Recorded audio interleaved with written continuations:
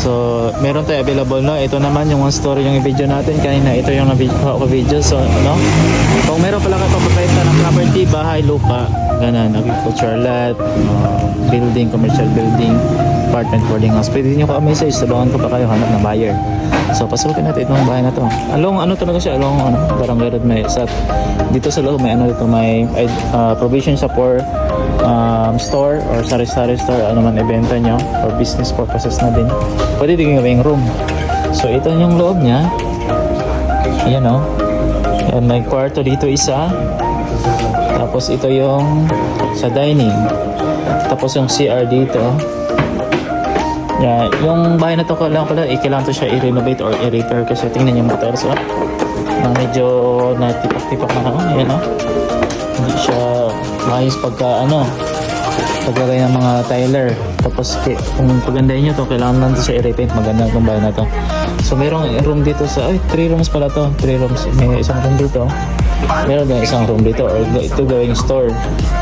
So pwede lang siya 3 rooms and 1 CR. So kung gawing 2 room na lang, ito gawin yung store, so 2 room na lang siya. So kasi dati online selling daw yung owner nito, may mga bed na ito sila gano'n. Yan, ito ng tindahan, no?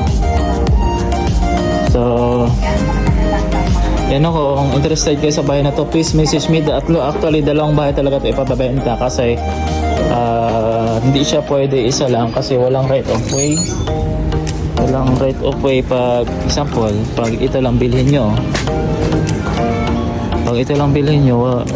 wala siyang, kasi dadaan pa rin dito, so hindi pwede isang bahay. So 2 bahay talaga. So ang idea nito is for business or investment or apartment or parentahan, house for rent, o pwede nyo rin tirahan dito, or may family, 2 family kayo, so siguro hati na lang kayo, or paano yung arrangement nyo. So pwede nito for investment kasi malapit talaga to sa highway, walking distance lang. Saka yung malapit na ito yung Rosie, yung Unimaker, Chow Time Restaurant, Putik National High School, Police Station ng Putik and Divisoria, malapit lang to. Yan o. Yan po, at least mag-idea na kayo sa loob at labas ng bahay. Kung interesado po kayo sa bahay na to, please message me.